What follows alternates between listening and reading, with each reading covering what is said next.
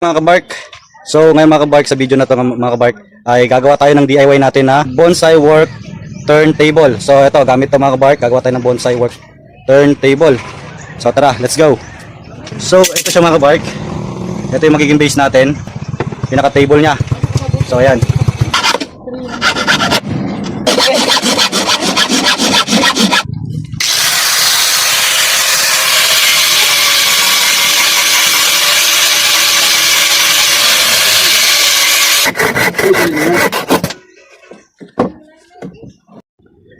Okay mga kabark, meron tayo ditong pinolik wood. Yan. Tapos, yan, nagawa na natin ha.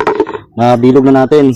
Tapos meron tayo ditong pinakagagawin nating base. Ito yung pinaka base nya. At ito yung pinaka bearing natin. Ito yung bearing natin. Yan, umiikot yan mga kabark. So dito pwede siyang lagyan ng mga screw. Yan. So ang mangyari dyan mga kabark ay ganito.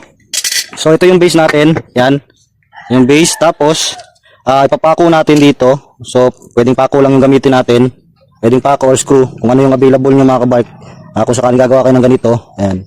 So ayan. Umiikot yan siya mga kabark pag nakalagay na to. Ayan. So ang gagawin ko mga kabark, siyempre unahin ko to. Ayan. Ito yung unahin kong ipako or screw. Tapos pagkatapos yan mga kabark is ipapatong natin dito. Ayan. Yan. Pero hindi lang yan basta nakabato mga kabark ha. Ang mangyayari is ganito. So babalik rin natin mga kabark. So yun. Yan. Nakaganyan siya mga kabark.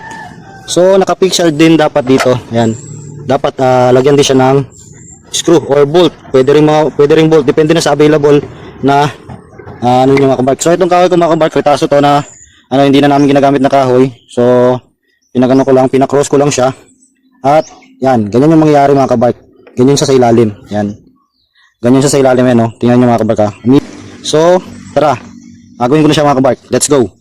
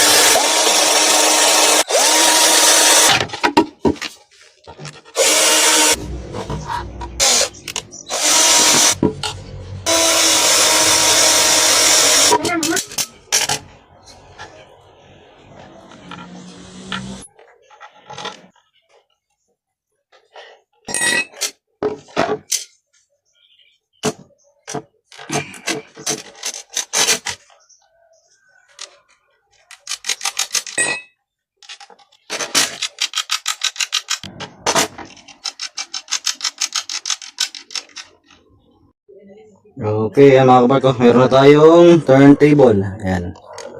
Turntable. Okay. Subukan natin lagyan ng ng bonsai natin. Ayan.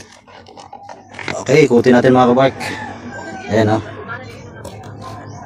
Okay, meron na tayong pang meron na tayong magamit pang workshop mga kabark. Ayan.